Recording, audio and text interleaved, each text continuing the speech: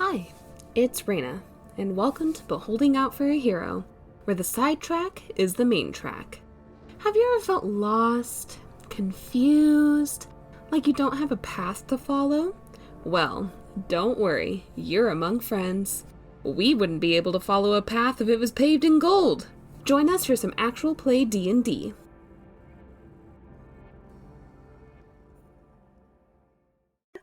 One, two, three, clap. What was that? Somebody was really late. I don't think it was me, but I don't know. It literally cannot be me. I'm the one calling it out. That was a full, second and a half to 2 seconds later. It might be me and my internet, so. You know what? I am using Bluetooth headphones, so It's a roll of the dice. I'm probably desynced by a second or so. All right, children. I am the oldest here, so I am allowed to say that. You are, actually, yeah. I am. It's fucking depressing. No. Only if you make it. Yeah. I'm gonna die first. That's not true. You can assure that that doesn't happen. Not if I have anything to say Have you about met it. Nico? As we all know, John has a penchant for this sort of thing. I'm sorry, Raina. Are you implying that I would die by my own faults? I mean, you're right, but ouch. Nico tried to harvest his own bones. John, I hate you. I spat boba everywhere. Don't drink. Never drink, Nico. Because I said you were going to die first. No, John said I was going to try to harvest my own bones. That is true, though. That is true. That's just, it's economic. Imagine the jewelry. Ethically sourced.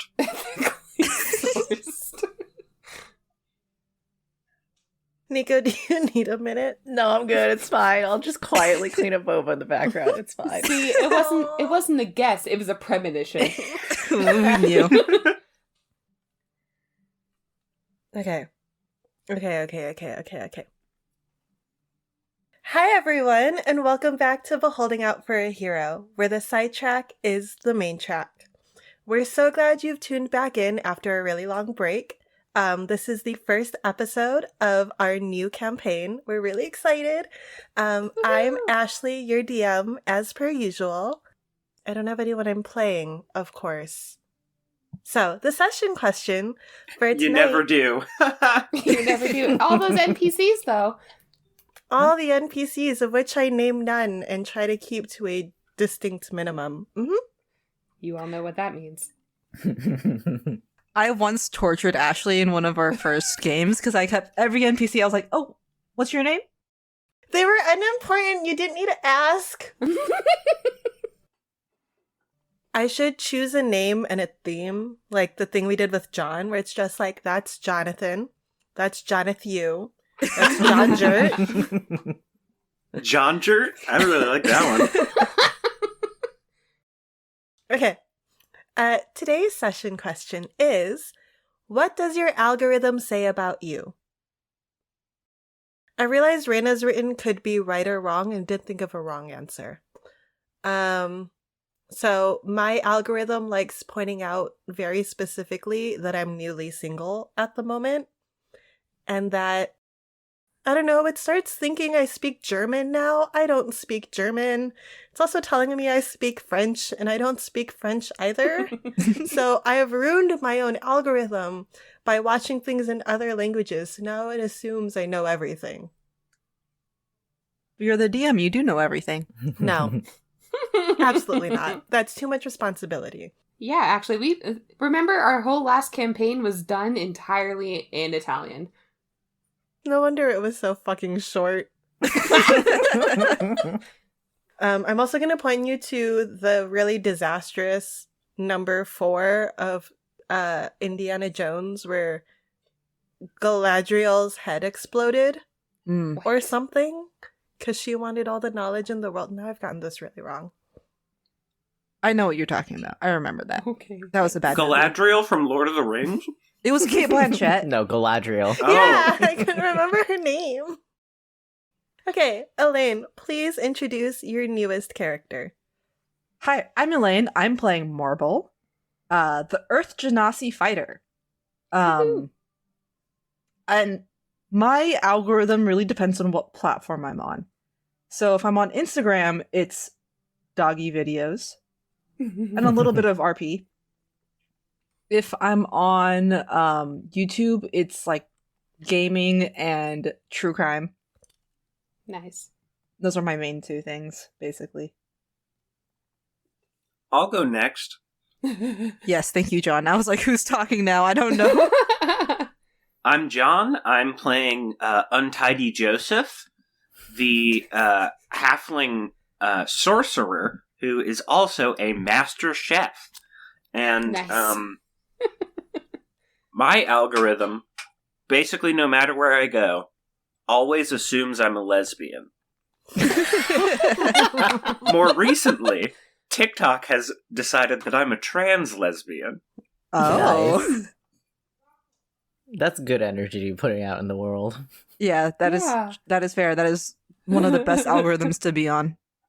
I take that as a compliment. Yeah, that's a pretty good algorithm to have, even if it's erroneous. Can I go next, just as juxtaposition? Hi, I'm Raina. I'm playing Etch, the changeling monk. And my algorithm, specifically my Spotify algorithm, believes I'm a Satanist. Oh. Hell yeah. It's definitely not wrong. It is wrong. I'm sure I've never personally met any, but I'm sure they're lovely people. They The are. music slaps. And last but not least, I am Nico, not the DM for this. Never happened. What do you mean? Never have been DMing. Nope, that's not me. I am playing Buv, the Goliath monk. And 2 monks. yeah. And my algorithm doesn't like paint me as a specific character as a whole, but it does think that I speak a lot of languages I don't actually speak. It gives me a lot of ads in Spanish, it gives me ads in Heck Portuguese, yeah. and it gives me ads in Mandarin at times, none of which I speak. And my Cantonese Hey, I is can hardly translate competent those for you. that, and it gives me ads for a lot of cleaning products, which Oh. is, I mean, fair. I think he's trying to tell you but- something, Nico. Your bones are too dirty. It's true, they are dirty. That's actually a problem I'm having right now because it keeps raining. My squirrel bucket keeps filling up, so I can't. Like, it's more difficult, I found, to sift like silty, wet, gritty mud for the bones than it is dry dirt. So I've been trying to let it dry out, but it keeps raining. Oh no, what a tragedy. Oh wow, this is a problem we all We've all been face there, in brother. life. I like how we still have never explained Nico's bones. I got a new bone bucket too. It's huge. Oh, I love this for you. You still need to come and dig out the bones underneath my deck. I know.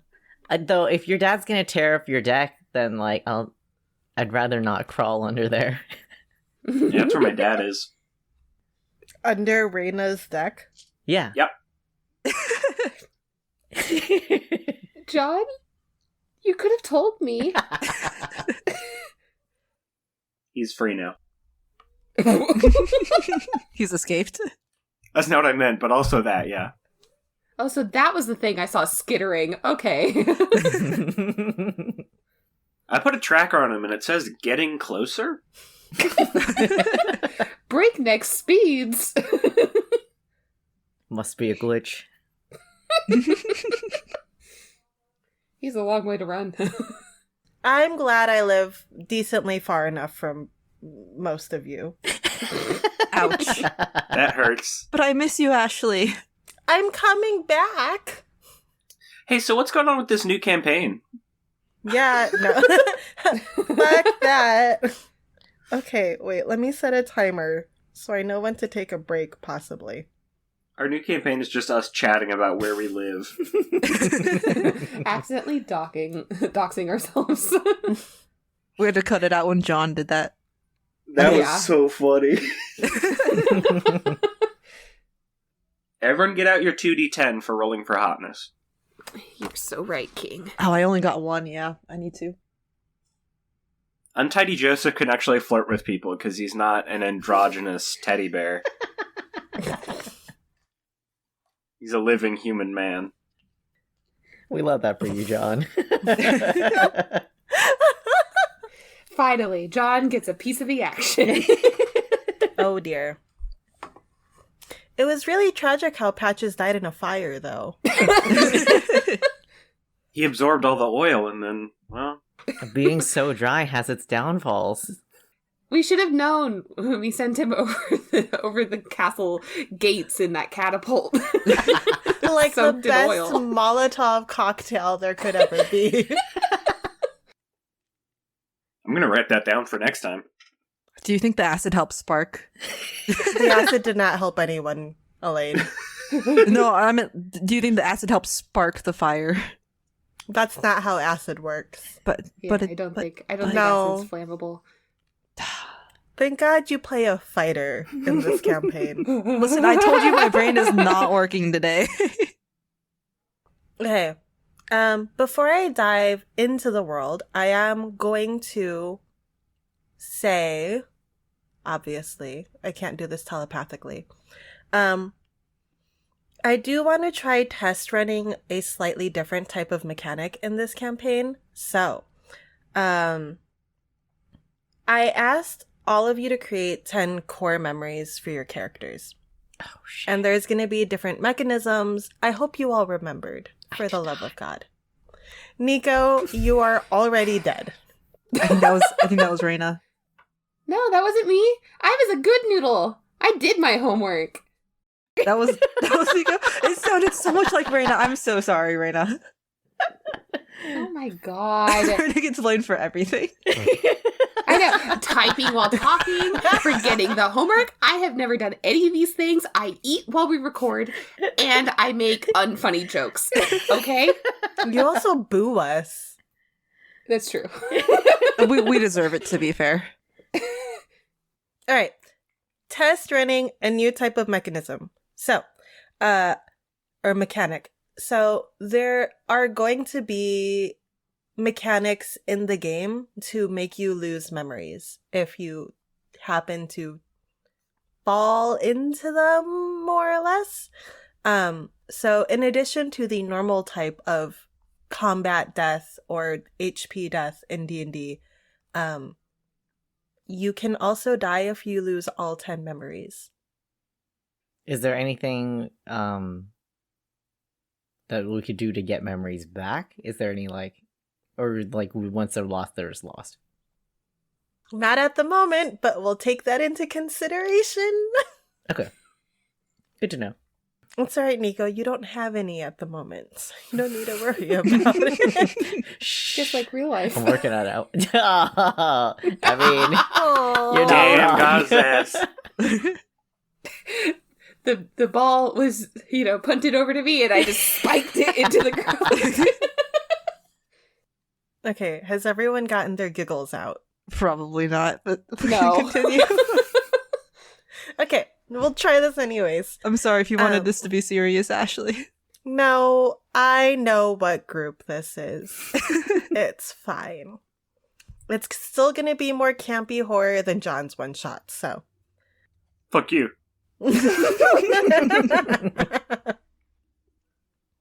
I did tell all of you your characters are technically dead, right? Yes. Okay. What does technically mean? Like, are we dead? Or are we vegetables? No, you'll find out. Okay. Don't worry about it. Okay. Or worry about it a little bit. But No, you Okay. said don't worry about it, so I'm not going to. No, you. Sorry. Go ahead, Ashley. Sorry, go I ahead. can't. I'm laughing too hard. First session giggles, just get them up. We always go through these. Okay, literally every session giggles, but still. Okay. The first time you inhale, you get the feeling that you haven't done that action in a while. In fact, you get the feeling you haven't moved most parts of your body in a while. Everything feels lethargic, and it's hard to remember anything other than your name and some assorted memories. You also vaguely remember the world you lived in. There were 2 moons. There was 1 sun. Most of the world was covered in ocean. You lived on an archipelago. You were unsure if the rest of the world had any land or any other humanoid inhabitants. In general, like the land you lived on was occupied. It's not like you were the only people there. But and then after that, there's no more memories. Can all 4 of you roll d20s to see who wakes up first? And then I will continue my descriptions. It better not be I me, got 6. 13. because I'm still developing my core memories. Everybody did that at once, so let's I stagger. almost just swallowed my cough drop whole. What have we talked about? No drinks, no food. For choking hazards. You're living a dangerous life, actually eating a cough drop while DMing. It's not her coughing. At least if Ashley goes down, we can all call 911 for her. That's true. No, we don't know where she lives. Never mind. Fuck. It's fine. No, that's not true. A bunch of you sent me Christmas presents. Oh, that's right. We have your You address have now. my address. Yeah. It's whether you can find it in time. Yeah, that's fair. Bet. John, what did you roll? 6. Elaine, what did you roll? 18. Raina, what did you roll? 13. And Nico, what did you roll? 19. Ooh. Nico! Buv wakes up first. You open your eyes in what can only be described as your average dungeon room. The floors, walls, and ceiling are constructed of rough brick, cold and damp with condensation. The room is brightly lit with numerous dramatic candelabra placed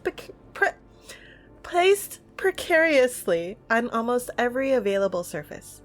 Yet somehow the wax manages to avoid falling on the overabundance of parchment lying around.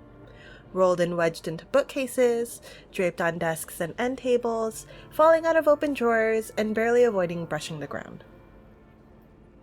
In front of you sits a large anthropomorphic bird.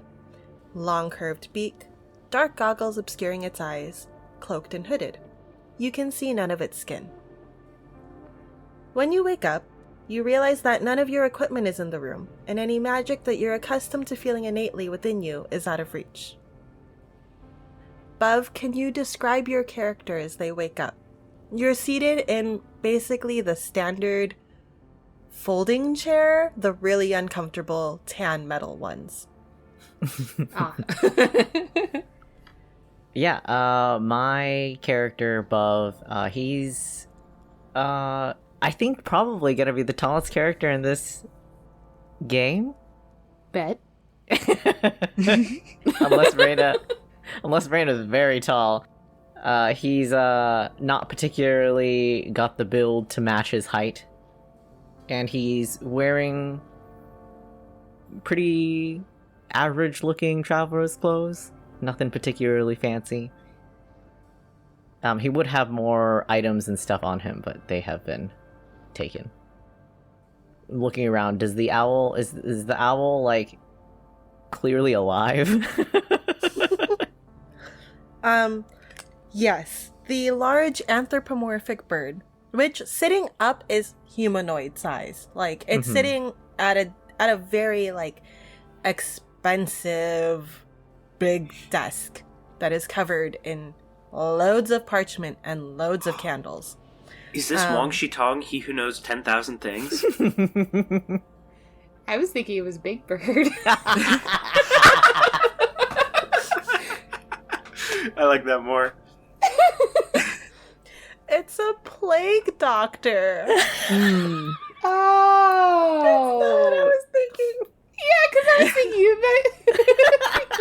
be honest, I imagined the Tootsie Roll Pop owl. I don't know why. This is what I get for not looking up any pictures. Clearly alive and clearly moving. They are writing on a piece of parchment. Yeah, Bubs will, begin to approach the owl and try to, casually strike up conversation with, this is a really nice dungeon you have here. Thank you. I requisitioned the desk myself. What is that? Oak? Maple? Whatever is sustainable. Spruce? It's a dark wood. Mahogany. Oak. Something darker. Black walnut. Shh. That sounds expensive. Who rolled the 18? I You did. tell me Big Bird don't got cash? Big Bird's rolling in the dough, okay? He is raking it in on the daily. Elaine, Marble wakes up next. Please describe your character. Marble is a 5.5 foot tall earth genasi. Marble goes by he, they. Marble is... They look more Goliath, because they're very, very white pale with black streaks marking their skin. Dressed in very plain leather clothing. Bald head. Carrying a lot of weapons. If weapons are still a thing. I don't know. Ashley, we didn't discuss that. You currently do not have any weapons on your person. Nor do you see them around.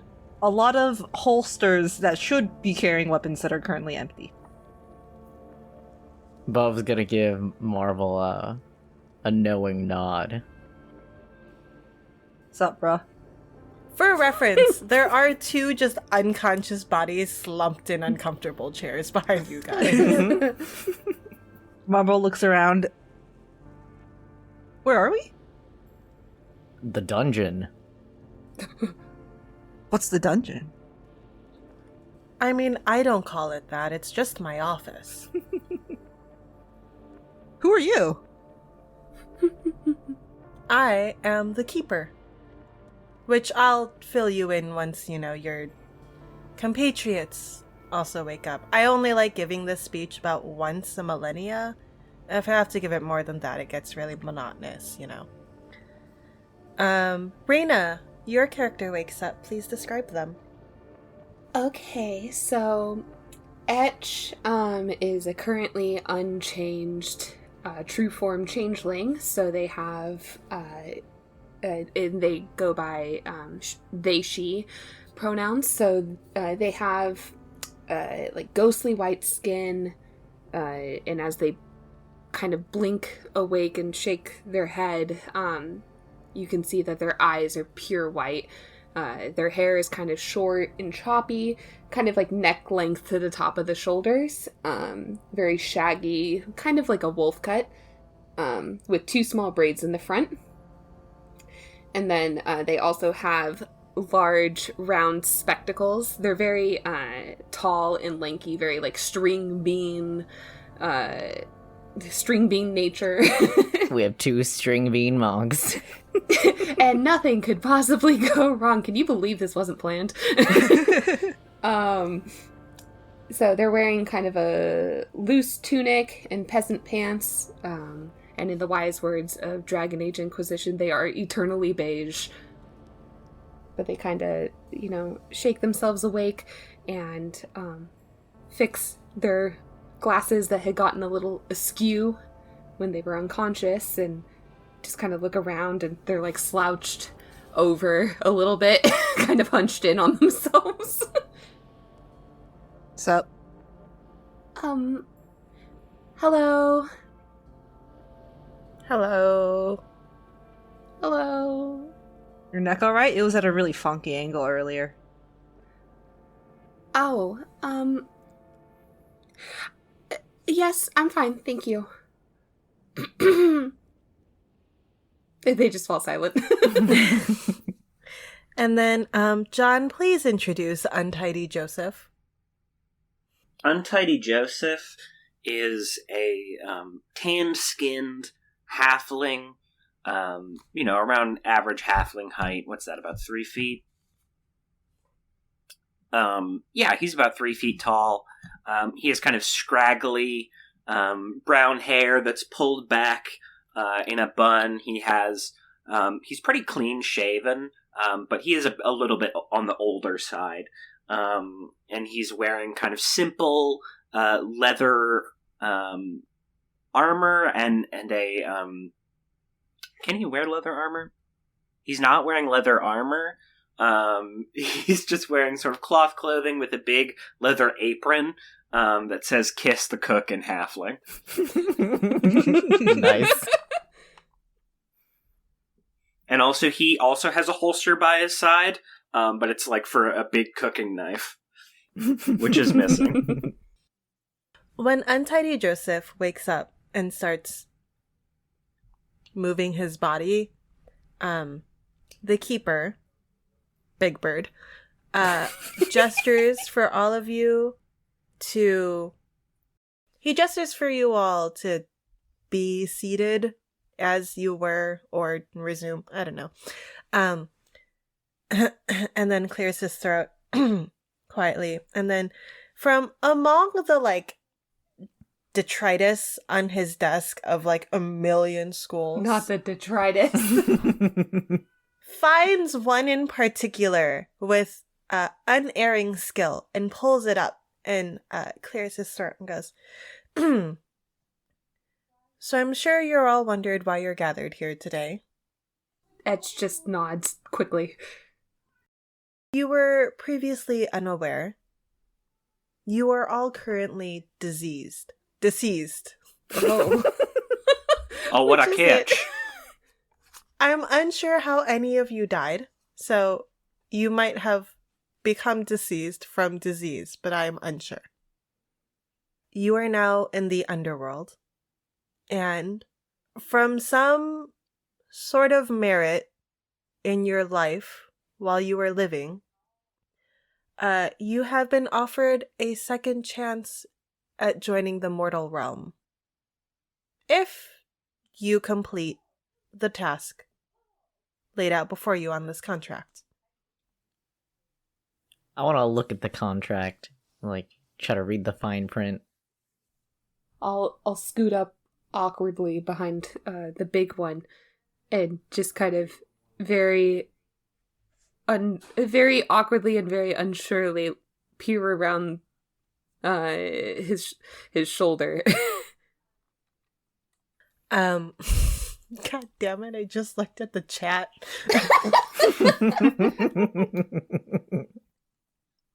Before we segue away from this little bit, I want to ask, can I have the halfling mark of hospitality, or should I just go with Lightfoot?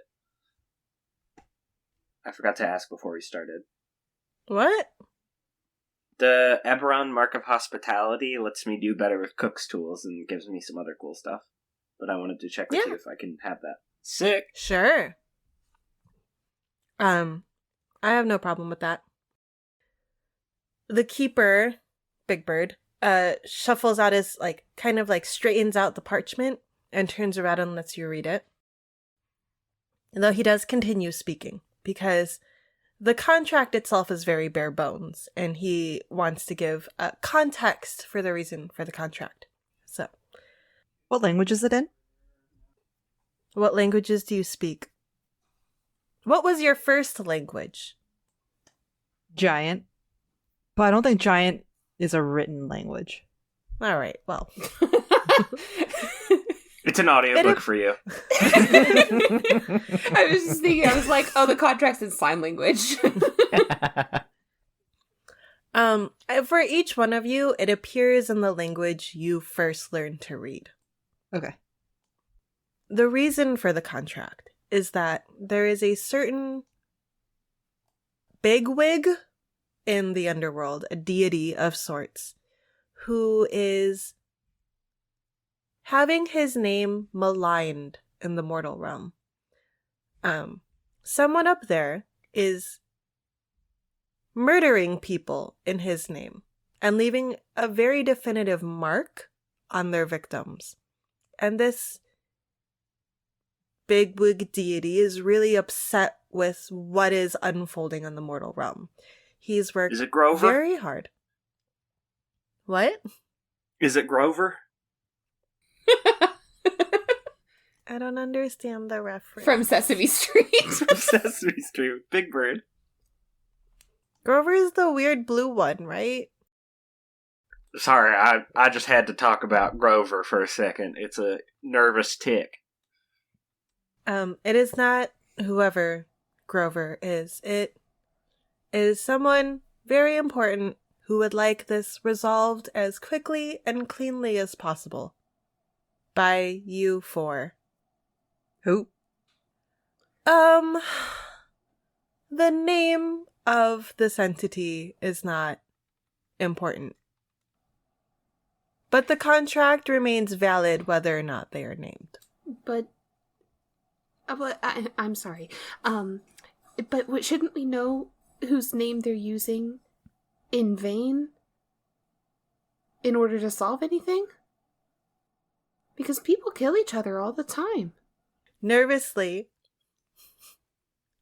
the keeper kind of like takes the contract back from whoever is reading it and starts like reading it to themselves and muttering and being like, is it important? Is it not important? Yeah, that seems like a key element of our mission here is to know who we're trying to, track down. We got to know what symbol we're looking for, right? If it's, the Christian God, we should know. Who's Christian? Old friend of mine. And I don't mean any disrespect. It's just that do you know their name? I might have forgotten to remind myself before you all woke up. And he's scrolling through, like, looking through the old D&D Beyond. No, I, Ashley, the DM, know the name. But he's looking through the contract, and you see his little, like, hand feathers start shaking a little nervously. It is important. I suppose it is important. I knew it was important. And he turns the contract around and points to one name in particular on the contract. And you see it says Arcteryx the Loveless. Could you spell that for us, please? I suppose. ARCTERYX space THE space LOVELESS. Wow, hearing things spelled out makes me really question whether or not I'm dyslexic. Oh no.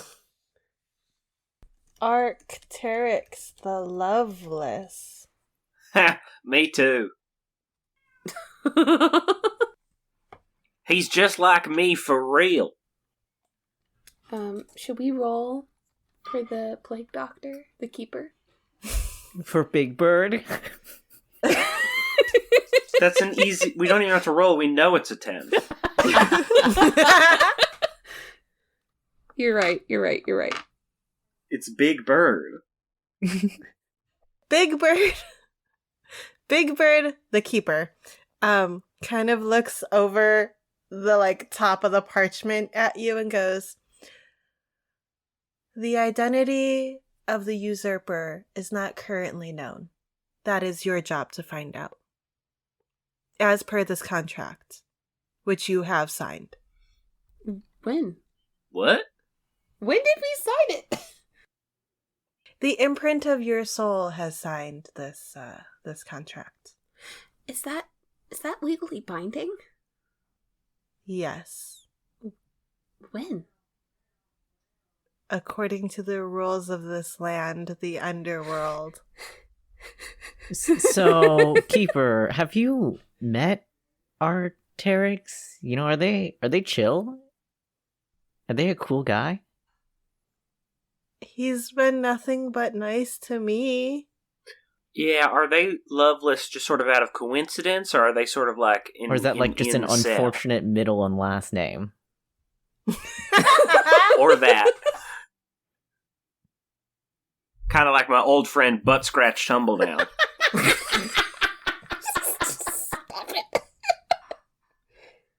Their name is the Loveless because the mortals gave him that name long ago.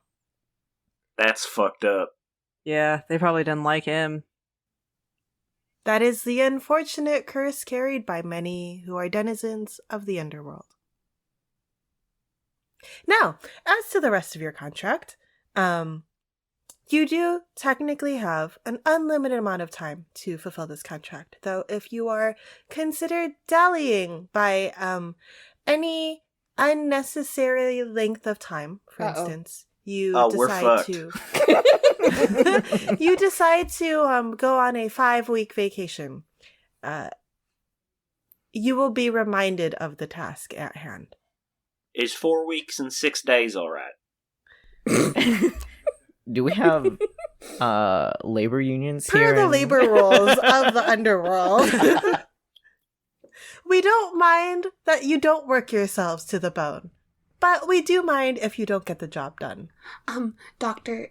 Keeper, sir, can we have legally mandated breaks and lunch breaks? Is that okay? Or do we have to, can we work? Yeah, can we earn sick time? Do we only work 8-hour days? Yeah, do we accrue sick time? Do we get benefits?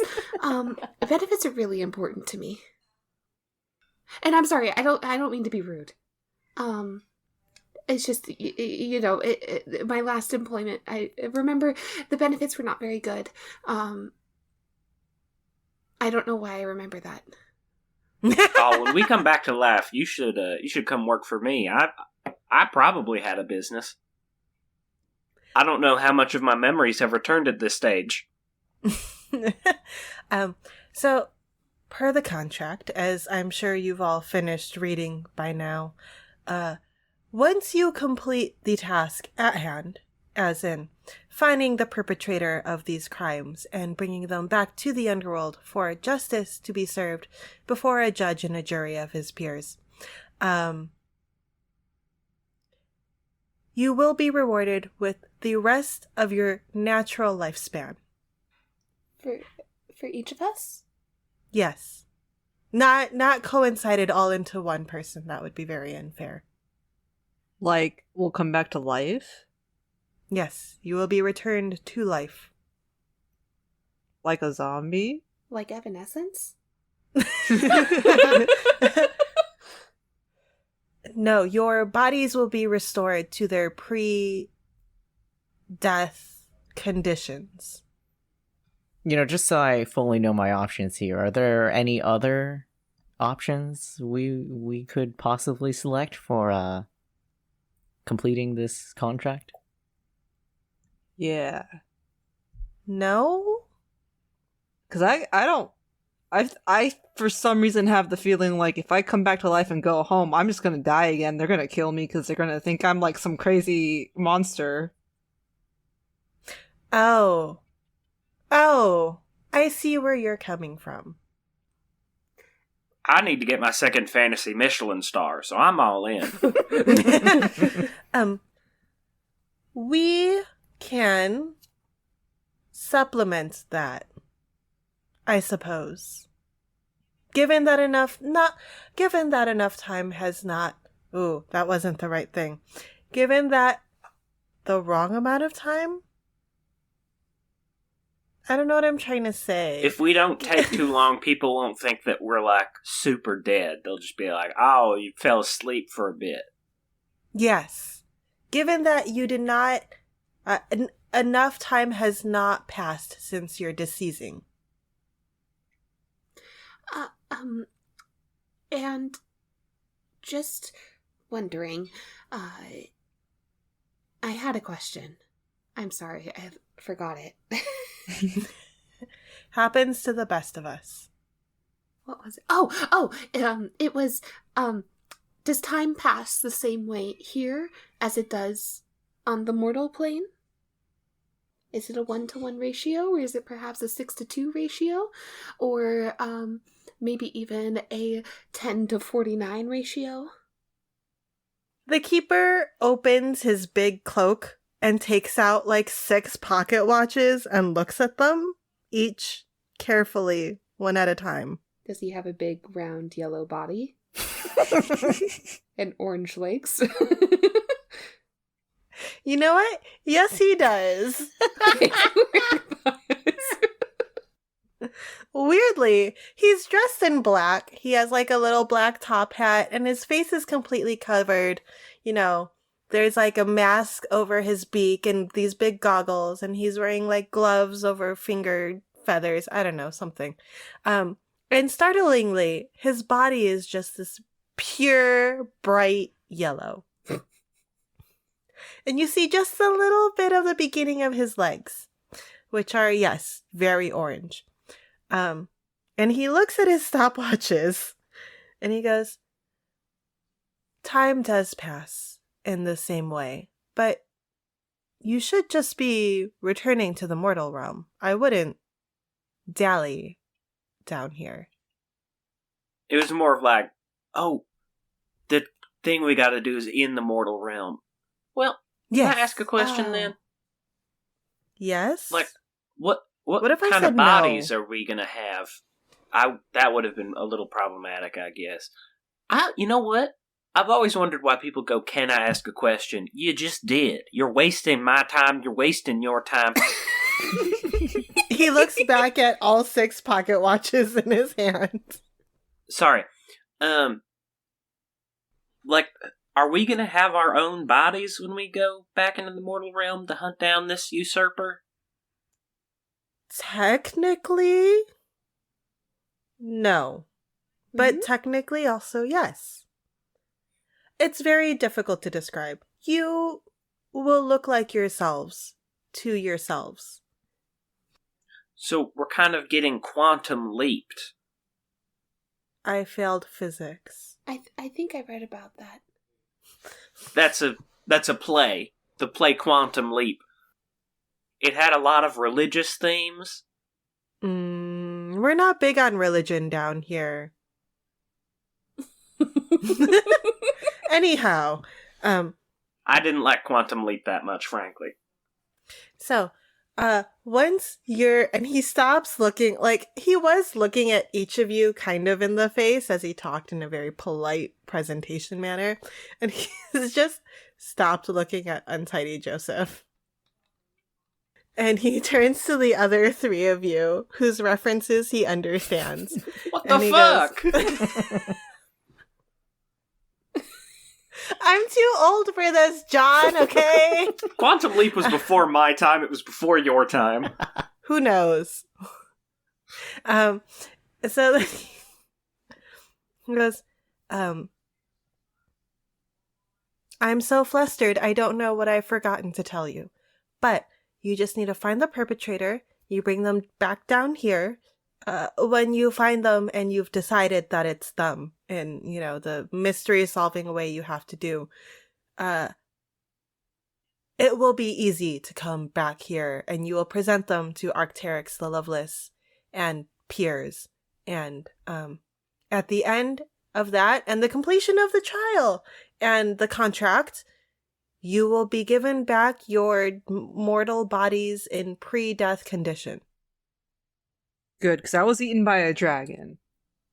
If you were eaten by a dragon, you will return to life in your pre-masticated form.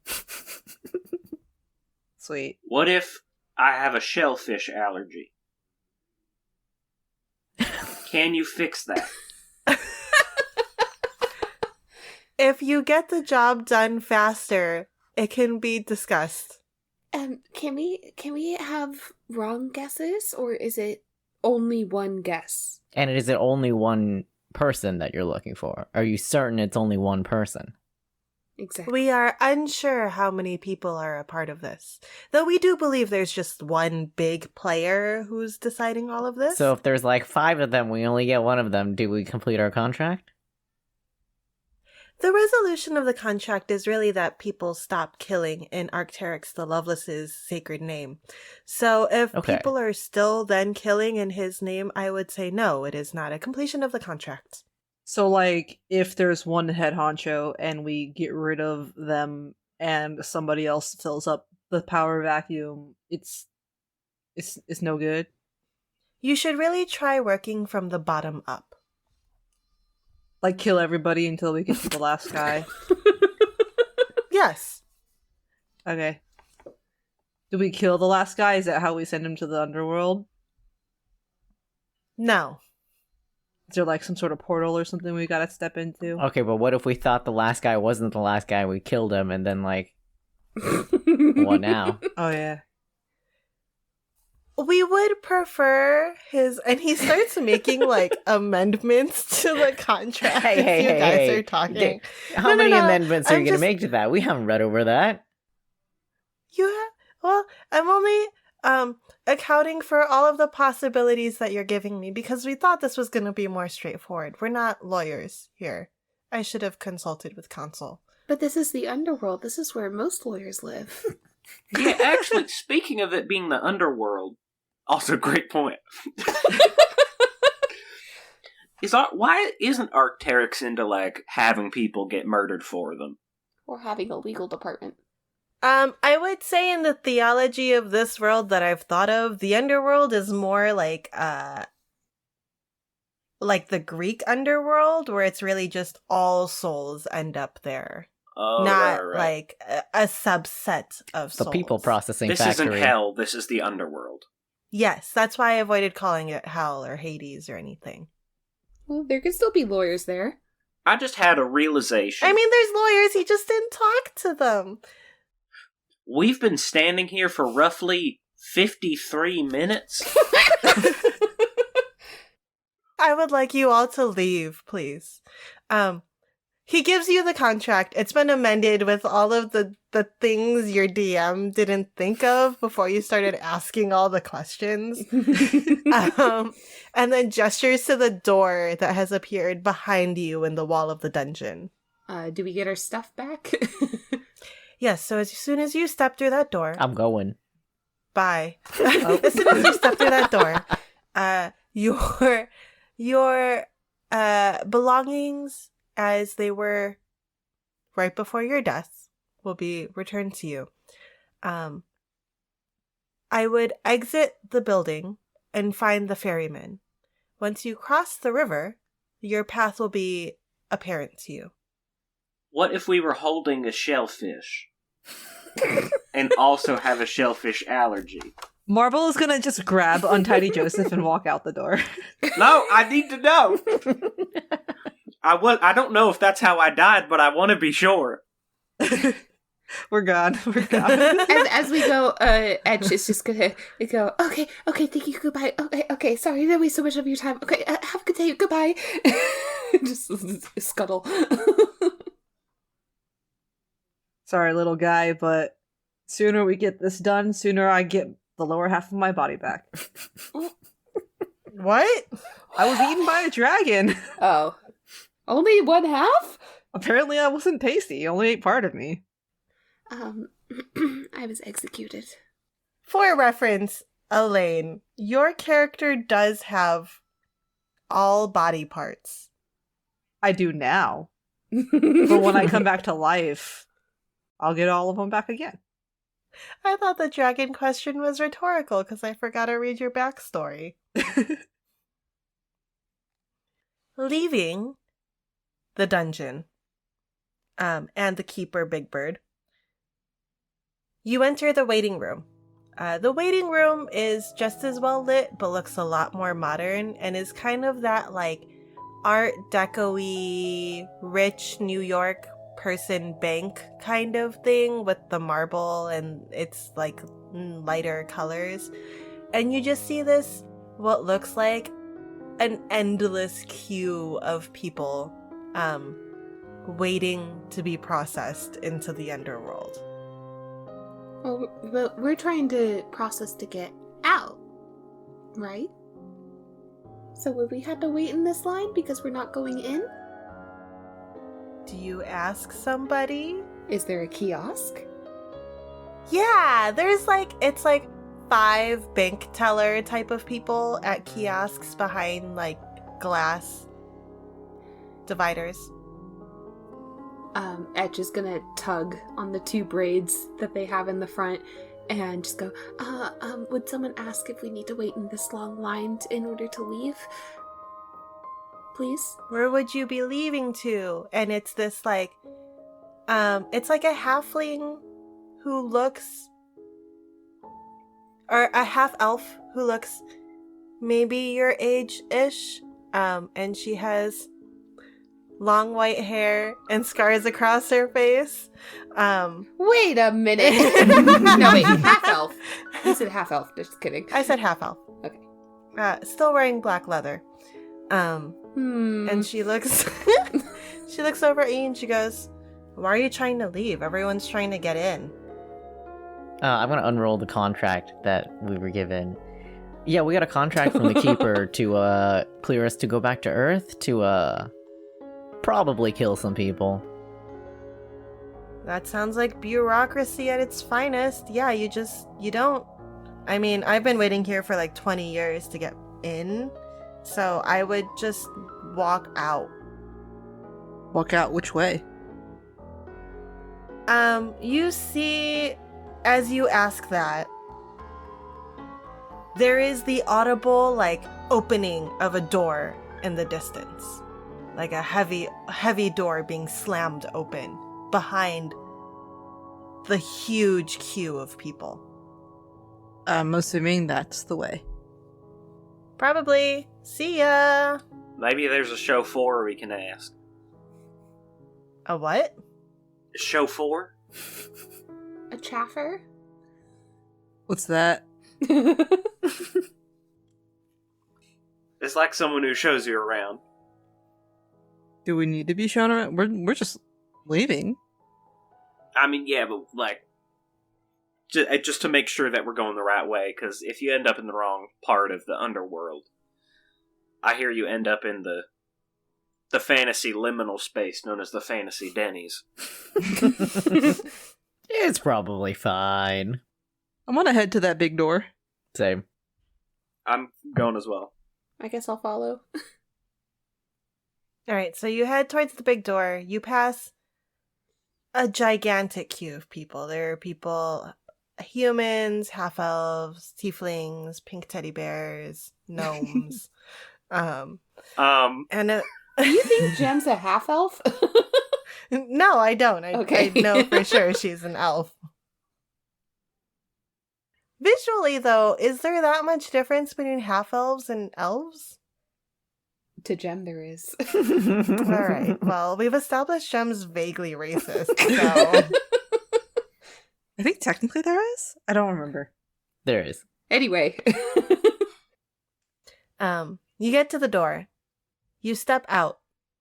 And while behind you there was, the sound of... not really, the living, but, people were still making the same bodily noises that they would if they were alive. You know, breathing, stomach gurgling, tapping on surfaces with their nails. And so it was the area behind you was filled with all this ambient noise. However, once you've stepped out of the doorway, that all seems to cease. You step out into a liminal space, because John called it. It's a Denny's. gray. It's not a Denny's. You're kind of describing a Denny's right now.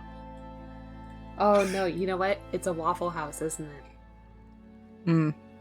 I'd say this thing behind you was a Waffle House. In front of you is this, grayness. It's just gray. What looks like it could be the sky is gray. The gravel beneath your feet is gray. Where you are is adequately lit for your eyesight, but you can't see a source of light. And as you stand there, you hear the sound of water starting to lap closer and closer, until in front of you, without moving, there is the edge of a river and a ferryman, or a large 25 by 25 foot wooden raft with a ferryman on it. Yo, this place is kind of creepy. I was gonna say it's cool. You don't even have to walk to the river. The river comes to you. Soviet Russia. The ferryman who's standing in front of you now goes, "It's because you expressed a desire, and the world listened." Yo, yeah, you're kind of creepy too, man. Heck If everyone yeah. in there just wanted to be alive, you would pick them up too? No. Only those who are allowed to re-enter the mortal realm. So it's because we signed a contract and the world listened. Yeah, exactly. Hmm. Isn't it nice when things go together like that? Oh no, it sounds kind of messed up for the people who haven't signed a contract. Meh. Well, and I'm gonna get on the raft. Payment to cross. Uh, And he extends a leather-gloved hand towards you. First, the ferryman is a tall being, probably as tall as Bub, completely cloaked in a very nice, ornate-looking leather cloak. There's no face that you can see. It is just a cowled opening, and extending out of the cowled opening are large curled horns. he's a 9 for me. 8. 7. I'll check my pockets for anything I can pay this guy with. I mean, oh, yes, as soon as you stepped into the waiting room, all of your belongings kind of just like jumped back onto you. Also, any magic you could, the sorcerer felt like they were missing, it comes back. As I feel it come back, I go, son of a bitch! Do you have a shellfish? No, that's not the problem. I got all my damn magic back. Do you not want your magic? As I'm rummaging through my pack, I go, look, long story short, I can't control my magic as well as many other magic folks, so I made a deal to get rid of it so that I could live a normal life, and now it's all coming back to bite me, I guess. And I pull out a sandwich full of shredded meat, and I go, here, do you accept food as payment? Can you rate the sentimentality of that sandwich to you on a scale of 1 through 10? Considering that it is the famous Untidy Joseph that Untidy Joseph created, with the help of his late father, I'd say it's probably like a 6 out of 10 at least.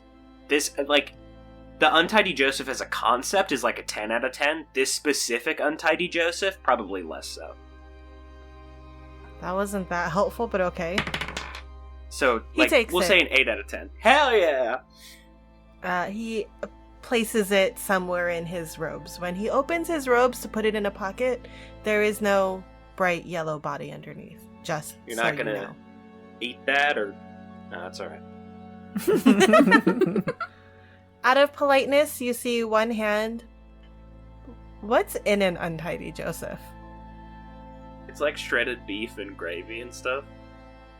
He, like, rips off a part of it, and, like, a bunch of gravy falls to his feet on the raft, and he puts his hand with the bit of the sandwich into the opening in his cowl, and it goes uncomfortably deep into the opening before he pulls it back out and his hand is clean and empty.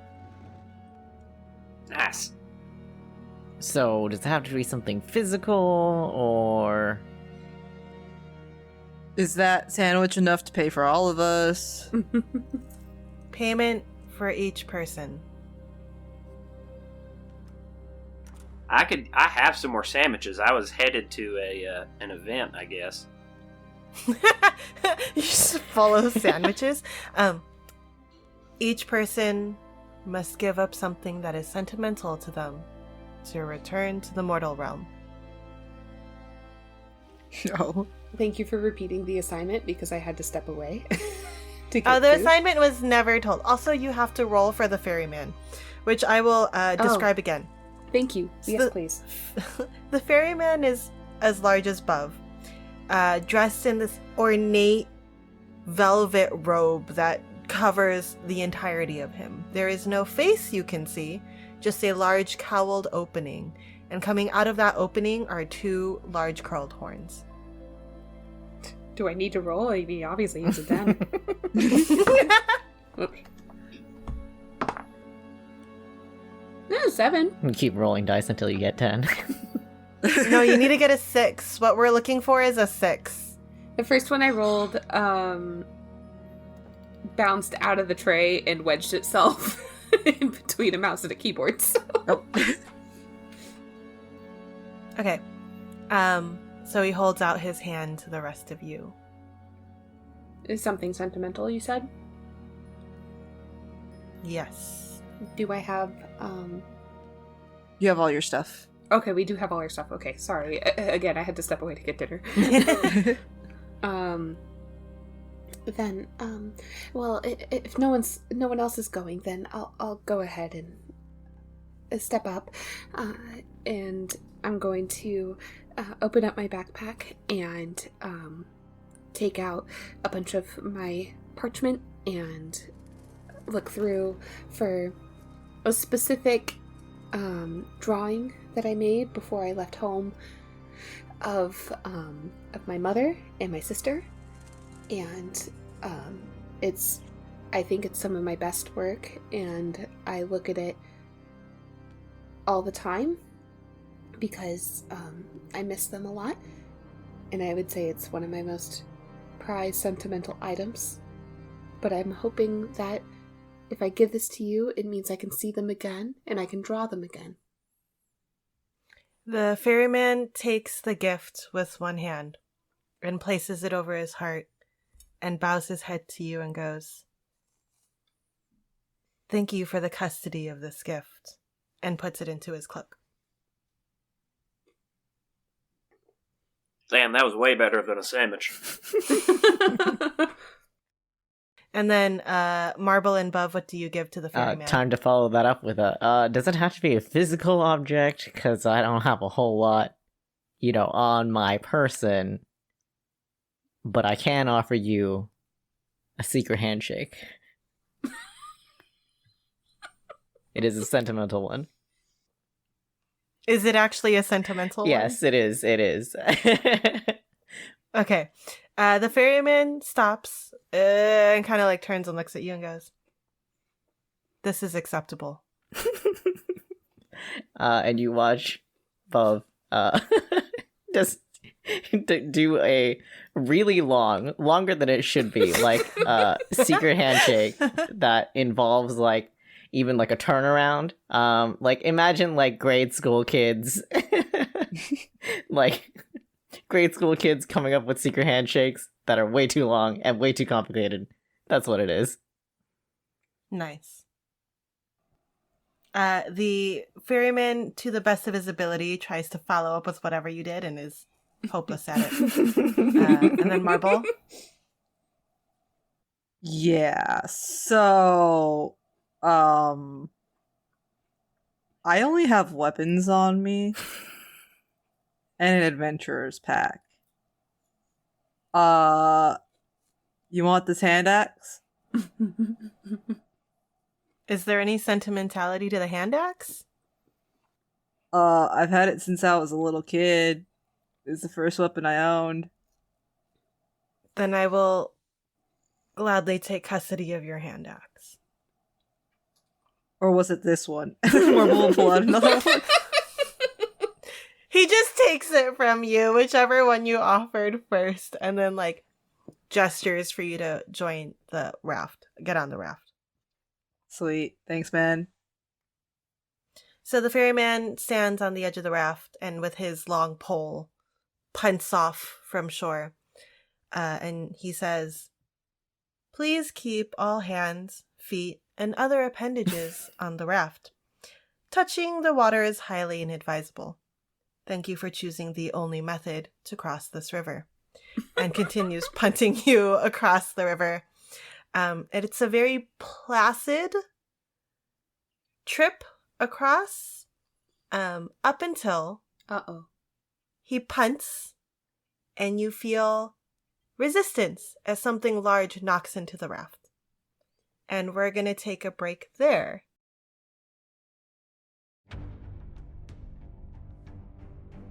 Hi listeners, my name is Noel, and I'm the Dungeon Master for Do We Level Up? Our show is a D&D 5e podcast. Episodes are available every Thursday, wherever you stream your podcasts. We gather each week to play D&D in a homebrew world called Galandria. Join our intrepid group of adventurers, the Peacekeepers, as they battle evil across the continent. We have a diverse and international cast of nerds, so come join us as the players fumble their way through everything, and somehow, to my shock and awe, keep coming out the other side relatively unscathed. Follow us on Twitter at DoWeLevelUp1 or on Instagram at DoWeLevelUpPodcast. Thanks, listeners. Hope to see you there.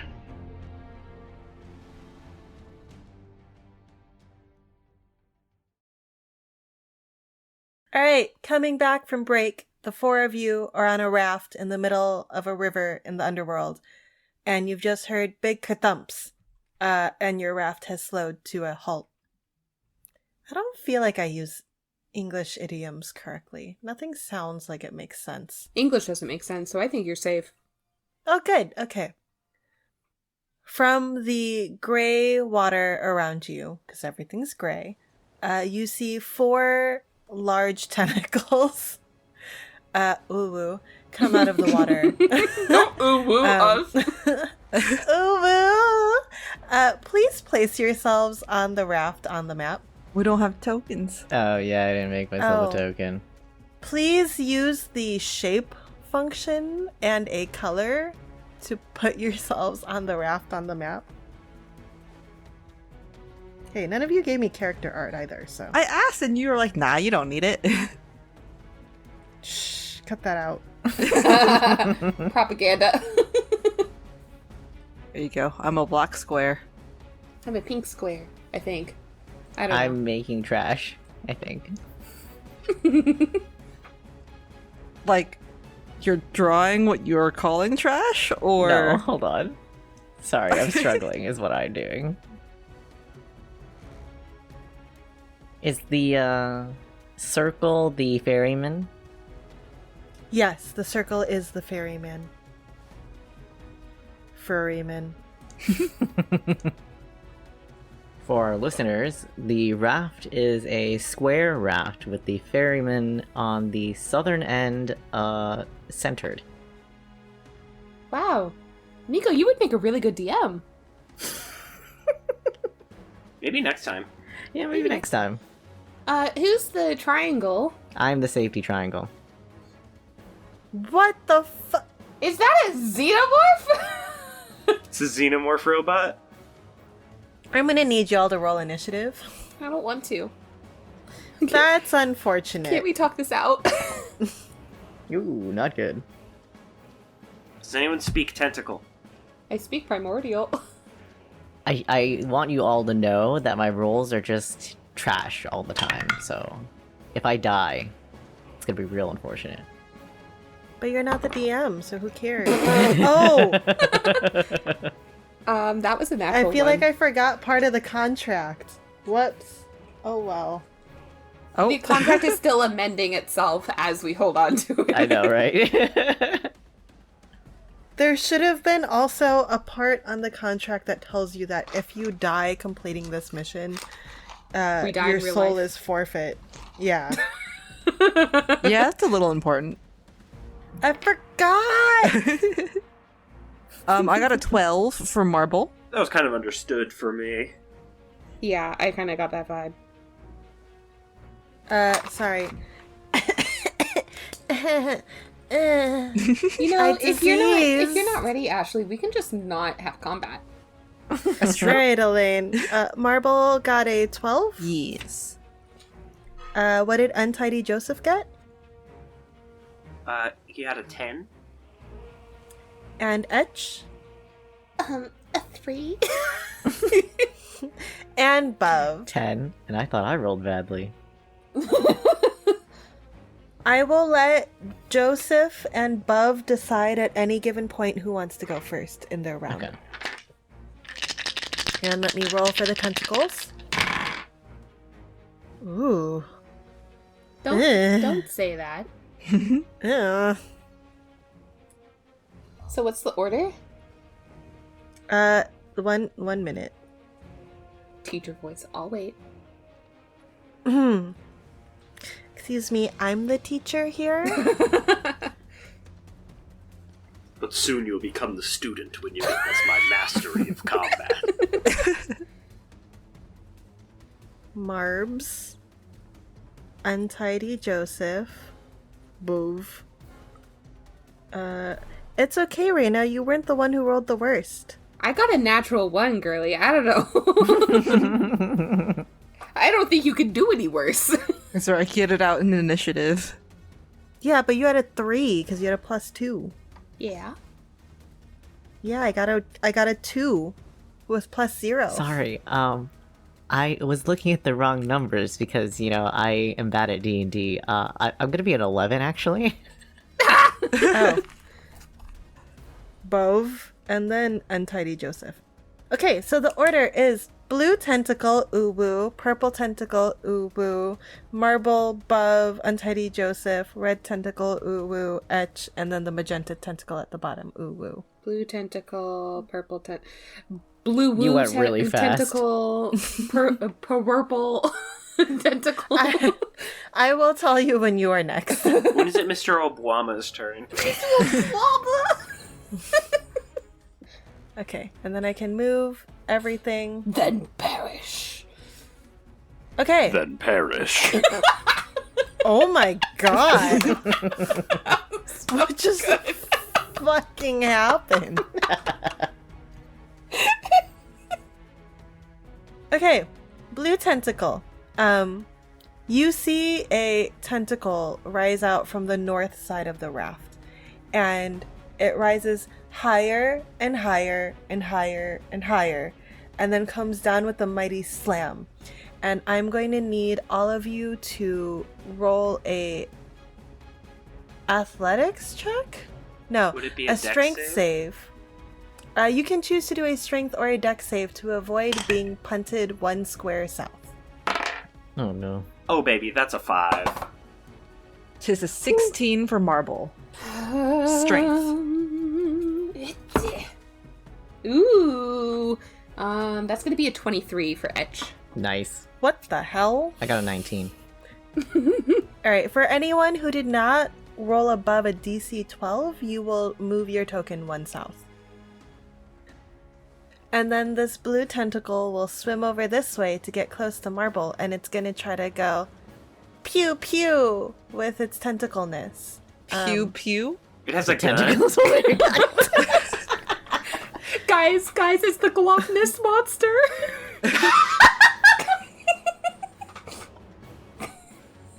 I'm sorry, I didn't come up with that joke. I stole it. It's the A-Kraken 47.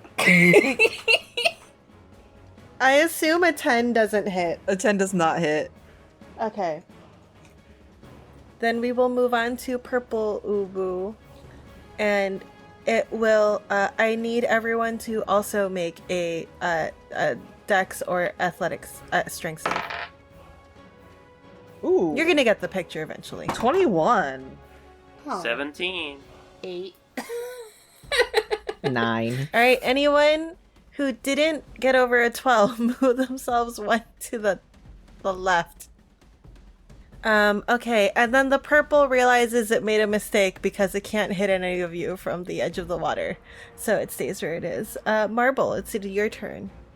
I'm going to pull out my glaive and slash. Thought you were gonna say a gun. No. Marble does not have a gun. Marble has a glaive, a halberd, a hand axe, and a quarterstaff. Oh Nice. god.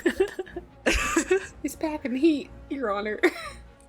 So Marble's gonna pull out his glaive and swing at the blue tentacle. That's a 17 to hit. That does hit. Ooh. What a surprise. That is 7 points of, what is that, slashing damage? Okay, that hits. It is quite damaged in one swing. The tentacle flesh is very soft. Most cursed sentence I'll say this session. Do you want to move anywhere? Nah. Okay. Buv. Buff's gonna turn and try look in confusion to the ferryman and be like, is this part of the ride? Premium subscription only. What does that mean? What does it mean? Why is there a subscription? No, not really. It's just sometimes they come out of the river. What can you do? And he's still trying to like punt against like the bottom of the river, but he can't move the boat. Okay. It is advisable not to fall into the river. I will go up here next to Marble. Belv's gonna head north on the north end, next to the blue tentacle, and hit it with my short sword. I'm not rolling my garbage dice because I need all the help I can get.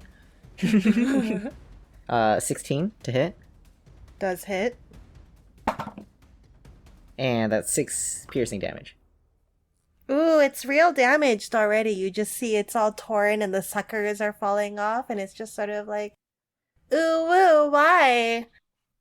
Does it talk in uwu speak? No. Okay. Is that like a deep speech? Did you thing? want that to be a language? It should be. Please help. Please. New canon D&D language just dropped. No. Can I also punch it? Do you have 2 actions? One armed attack and one unarmed attack. Is a bonus action from martial arts. Pow, pow! Oh. Oh yeah, I Ooh. don't know how monks work. Yeah, go Because he's a for monkey. it. Dang. I wonder if I have that. That's gonna be really high. It's You gonna be certainly a do. 24 to hit. Definitely hits. I want to see someone set up AC as a Zor, so it only hits on. Oh wait, is that how a Zor works? Or is that just an ore? Like it only hits at the extremes, but if you roll anything normal, it doesn't hit. What do you mean? Oh, it's a logic gate thing. It's like, oh, if you rolled a 2, you hit. But if you roll a 14 like a normal person, you don't hit. But if you roll like a 27, you hit. So it's only if you roll the funny numbers. Yeah. That's gonna be another 6 bludgeoning damage. Your like last punch just rips it in half. I guess Who I'm better at knows? punching. Something like you are a monk.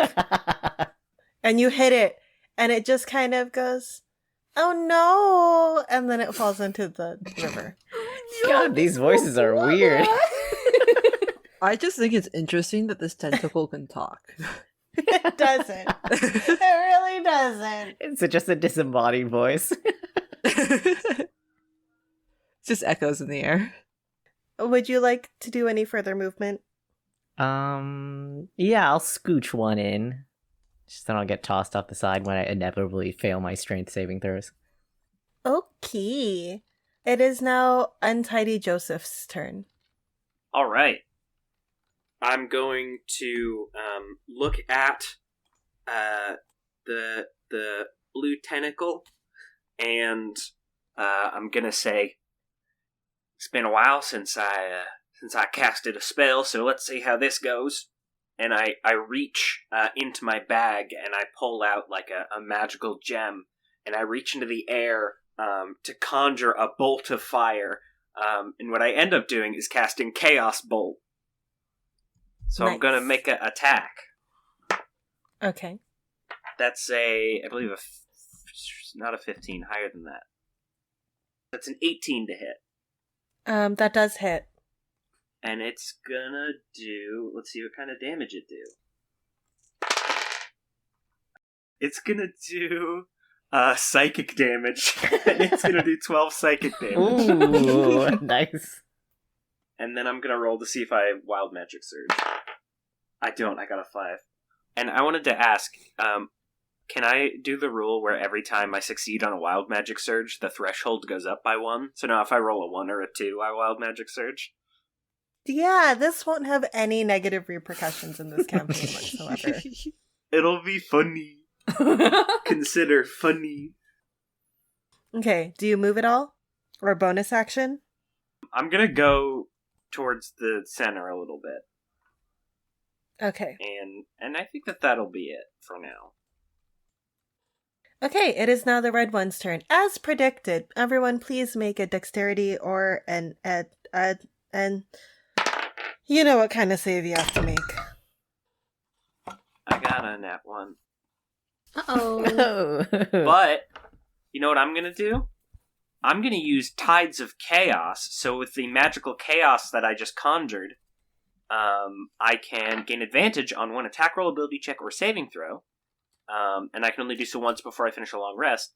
But anytime before I regain the use, the DM can have me roll on the Wild Magic Surge table immediately after I cast a spell of level 1 or higher. And then I get Tides of Chaos back. Okay. So you could force me to do a Wild Magic Surge at some point. And my reroll is a... Is it forcing you if you enjoy this? This is just sadomasochism at that point. There's a certain community that has been asking that for a long time. And in proper John style, I got a dirty little stinky little 20. Very nice. A freaky little deaky little fly on the wall. Alright, did anyone fail their roll? Not me. No. What was the DC again? 12? 12. I got a 13, so I just got it. Okay. So y'all, now that it's been the third tentacle doing this weird thing, you are all really like accustomed to what it's about to do before it also kind of just goes, you're so far away, come back. Because all of you are in the center of the raft. Can the way I avoid this is like kind of become like a 2D object for a second and then come back to the chaos and then just go, I hate magic so much. Okay. Etch, it is your turn. Do I get the vibe that, like, because these things are, like, very obviously hostile, right? Mm-hmm. Etch is going to just move 5 feet to the northwest to be right up in its grill. I am going to take out my quarterstaff and take a swing at it. 12 to hit. 12 does not hit. Can I make an unarmed strike as a bonus action? Yeah, go for it. Oh, okay. That's gonna be 22 to hit. Yeah, that hits. That's gonna be 5 points of bludgeoning damage. And if I can... oh, no, wait, just kidding. I was gonna say flurry of blows. You can do that and use a key point. Yeah, can I use a key point and get one more unarmed strike? At this point, you could tell me that monks can do anything and I'll believe you. Can I summon... No. I would like to summon the Keeper, Big Bird, to come and save us. Okay. And that's gonna be not great. A 14 to hit. Do you mean Big Blood? Big Blood? Please 14 hits. us. Oh, 14 hits. Wow. Okay. And it. And that's going to be another 5 points of, whatchamacallit, bludgeoning damage plus open hand technique. Whenever I hit with one of my Flurry of Blows attacks, I can impose one of the following effects on that target. And I'm going to ask that it gets pushed up to 15 feet away from me. Rude. And the DC for that is gonna be a Dex save of 13. That was a 13! No! It stays radius and goes, but I just want to play. This isn't very nice, though. Does that end your turn? Yes, it does, because I can't go anywhere. Okay, the magenta one at the bottom is gonna swim its way over next to the red one. It's gonna attack you first, Etch, before it tries to thwump. Does an 11 hit? No. Yeah, I figured. Monks! We're rolling real balls. And then everyone make your athletic, this fucking hell. Ooh. Strength or dex save. Oh, we can do dex save. I've been saying that Yeah. the whole time. I'm a fool. I got a 20, but I'll let you guess what kind it is. A dirty little 20. That's correct. Dirty, stinky, I've known Elaine fragrant For- little 20. 13 years. And I've never heard her say I that. said it in the episode where it first came up. I was diseased. I can't remember That's anything. fair. I got a 22. John's a very good influence on us all. It's going to be an 18 for me. All right, if you failed, shift yourself one to the right. If you didn't, keep yourself where you are. And then the magenta one moved and thwomped already. Okay, blue one's dead. Purple one isn't. It can't get to any of you, but it can try to shift you over. So it will do the thwomp on its own side. Everyone make another save. I'm just doing the nat one. Uh-oh! Just fucking two-stepping on this raft. Nat 20 for 25. 21. 21. 21. Can you do something for me? 21. Would you be interested in talking to the ops next for me? What? 21. Do your thing, 21. Oh, Lord. John's making references none of us understand again. And so, Bub, if you can move yourself 2 over because you got a nat 1. Okay. Oh, I'm gonna That is your push consequence. Etch off the raft by sucking. Yeah, so you get, instead of just moving 1 over, you kind of get shoved more than normal. You're like, I've got this. I've got this. I've not got Wait. this. To the left or to the right? To the left. The purple one hits the raft, so we move to the left. Yeah, it's hitting from the right side, moving you to the left. Oh, okay, so it's hitting it from the bottom? Yeah. What? It's right here. Yeah, is it tipping it up or tipping it down? Because that's going to determine what direction we're moving. They tip. Say up, Ashley. We've all been moving away from it, so yeah. I've been thinking more like a hip check without hips. Shakira would be so disappointed. They have no hips. They still cannot tell lies. Okay, and then Marble, it is your turn. Everyone's kind of crowded around closer to you from all the shifting on the raft. I'm gonna move away from everybody, and as I walk towards the purple tentacle on the right side, I invoke Giant's Might. So I become a large creature. Okay. If there's room for me to become a large creature.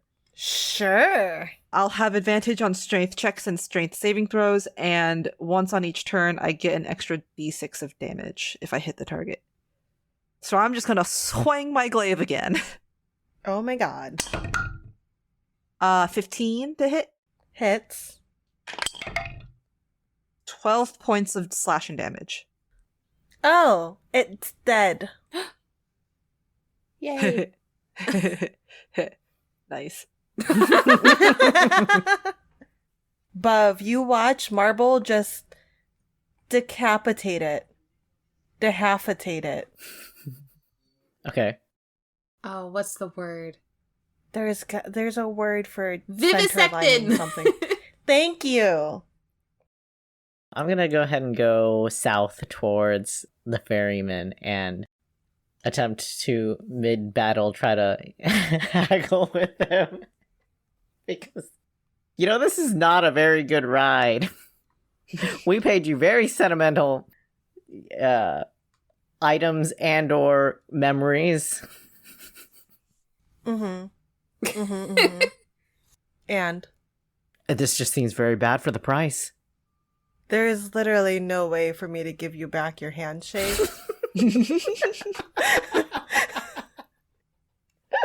Etch just calls out, could I have my sketch back, please?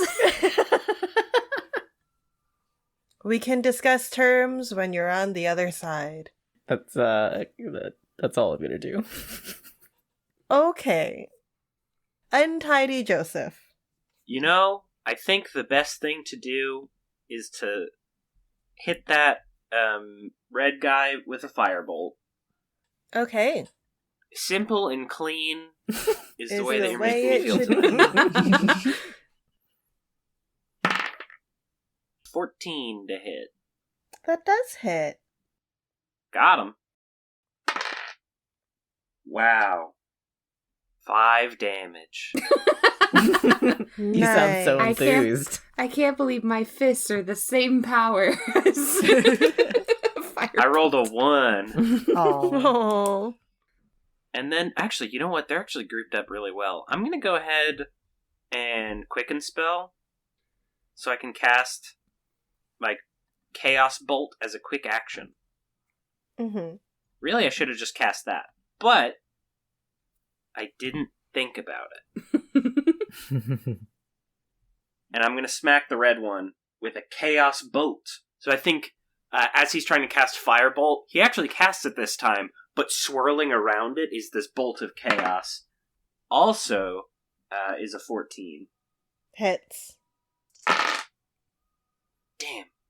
What kind of damage is it going to do? I can do lightning or thunder, which is funnier. Thunder. Lightning, Do-do-do-do. though, if you did lightning damage, they're in water. I'll go with lightning, They're in gray stuff, not necessarily water. and that's going to be 18 lightning damage. Ooh. Oh, good lord.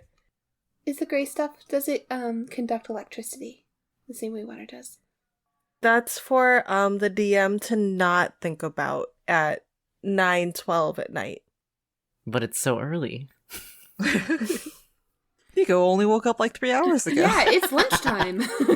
Hey. I've been working mid-shifts recently, and I've had to be at work at noon, which is a crime.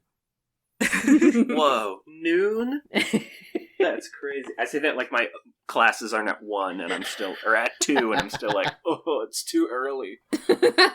Yeah, that's me. I would love to work at noon. Same. I actually like working at 6, but whatever.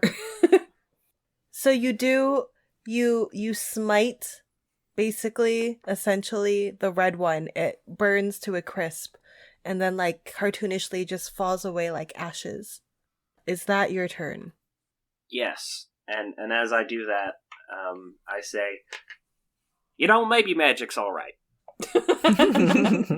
And then, for fun, what? Because that was a level 1 spell. Oh yeah, I gotta roll my thingy. Or unless you want to make me Go for it. magic surge. I regain 2d10 hit points. Nice. Oh. I'm already at max, so nothing changes, but I don't think I've hit any of you, let's be honest. I get 16 hit points back, which I think is more than my maximum. Nice. Is this like the opposite? Does he just automatically resurrect himself because it's like the opposite of a death save? He's just so healed. Yes. But no. Nice, I'm full of life. Etch, it is your turn. Okay, Then I'm gonna aim for the magenta. Magenta. And I'm gonna take a swing with my quarterstaff, pretty please. That's gonna be a 22 to hit. You know, Nice. weirdly, that hits. Ooh. Etch speaks their language. I do. I do speak primordial. Okay. Ooh. That's gonna be 5 points of the smashy damage. It takes those 5 points gracefully. And then use another key point to flurry of blows, because why not? Okay. Feel like I should have generated more tentacles. No, you didn't. That's gonna be a dirty, stinky, fragrant little 20. Why is it stinky and fragrant? Fragrance doesn't necessarily mean good smells. Mm-hmm. Fragrance has a connotation of good smells. That's fair. Otherwise, it's just a smell. Anyways, hits. And that's another 5 points of bludgeoning damage. Why you hurt me? You hurt me first. Then that one's not gonna hit, I think, because it's a 10. Does not hit. Okay. And then that's it, because I can't move, otherwise it'll hit me. I hate to break it to you, but if it can hit... Oh, no, I know what you're saying. Never mind. I was like, if you can hit it, it can hit you. So I was gonna try to do that because, you know, it wants to be friends. Ow! So... does a 15 hit? 15 is my armor class. Woohoo! That'll be 5 bludgeoning damage. Ow! When Etch gets hit, they just go, why would you hit a guy with glasses? And then the tentacle does its bumpy thingy, so everyone make your saves. 15. 15. 18. 21. Okay, everyone saves. Marble, it's your turn because you guys are killing all my tentacles. Oh, my now enlarged in size will stomp across the raft over to the magenta one. And I'll just, like, look over at Etch, like, give a nod, and then swing my glaive down. Etch just looks on like a sad cat meme. Ooh, nat one. Oh. Somehow this magenta one is surviving beyond its beliefs. But beyond its wildest dreams. Okay. Bonus actions? I'm just gonna move down 1 block, so I'm still within melee, but not in the way in case. So I don't want to block if Untidy Joseph wants to send another spell. Okay. Bove. Yeah, I'll go up and give it a slice. 20 to hit. 20 hits! 5 piercing damage. It's dead. Nice. Could you imagine if you guys just missed it for a whole round? That would be funny. Would it be possible for me to slice off, like a little piece of calamari? Oh. Yes. Cool. Just gonna put that in my bag for later. I mean, we do have a chef on the team. Yeah, we do. But he might be allergic to shellfish, and I don't know if this counts or not. Oh. Shellfish and We don't not know shellfish are different. We don't know if it has a shell. Oh. It's alright, I can eat calamari. Okay. This is a different accent. This is like New York. Are you feeling okay? Oh, Southern. I Wow, remember. it's Dustin Dunn. He's appeared on the raft. I remember I sounded like this. I can eat calamari. I can fry that up. Dinner is served. Okay, so you guys are out of combat because you've killed all my tentacles. Hooray! Pentacles? They're pagan symbols? Tentacles! And the ferryman keeps moving you. Now that all obstructions are gone, the ferryman continues moving you to the other side of the Grey Lake. After a minute, I return to my medium size. Nice. You see that as soon as you return to a medium size, the ferryman strokes make more distance across the lake. And shortly thereafter, you see almost the exact same thing you had left. It's gray as far as the eye can see, but this time the shore is on the other side of the raft, and you bump into it, and the ferryman looks at you, you assume, through the cowl. It's like one of those fantasy elevators that has doors on both sides. What? Because, never mind. Yeah. No, I know what you mean. Like in fantasy airports. Yeah. Mm-hmm. All right, man. I mean, the ride was not as smooth as promised, so you want to give them their drawing back? Roll persuasion at disadvantage. No, I think you should too, actually. Can I give the help action? Yeah, I was gonna try to help too.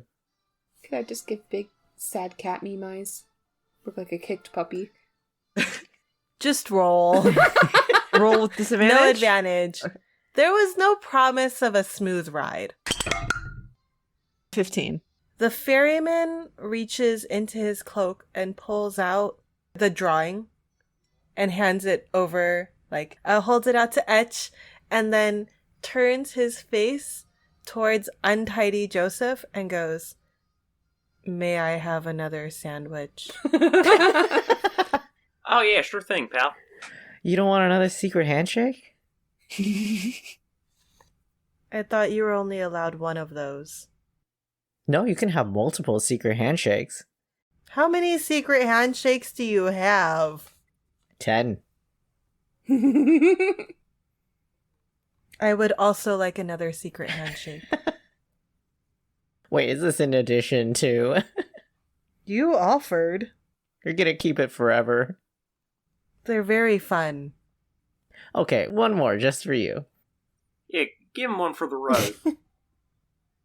He takes the sandwich and the secret handshake. This secret handshake is significantly shorter. And then gestures for you all to leave his raft. And as soon as you do, he is moving back to the other side. It was a good ride. You did a great job. Thank you. Did your best. I could tell. It was really good work.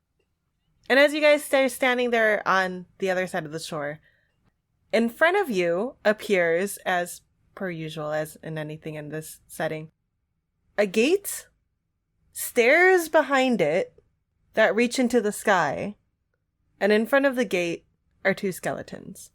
And I think that's where we're gonna stop.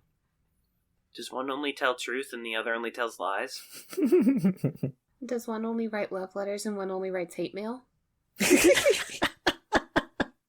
What? Is one only /SRS and the other is only /J?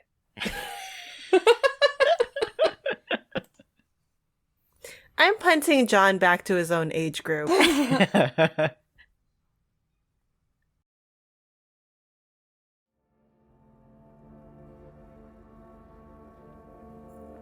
Thanks for stopping by for our first episode of Campaign 2. Okay, fine. You got us. April Fools. We'd love to hear back from you, so please consider stopping by our Instagram, Beholding Out for a Hero, all one word, or our Twitter, @Bofa Podcast. If you liked listening to us today, we'd also really appreciate it if you could rate, like, and comment on it. We want to thank Wizards of the Coast for creating the framework of Dungeons & Dragons 5e that we're playing with today. Beholding Out for a Hero releases bi-weekly, and you can find us mostly wherever podcasts are found. Join us again in 2 weeks for our usual band of misfits in episode 15.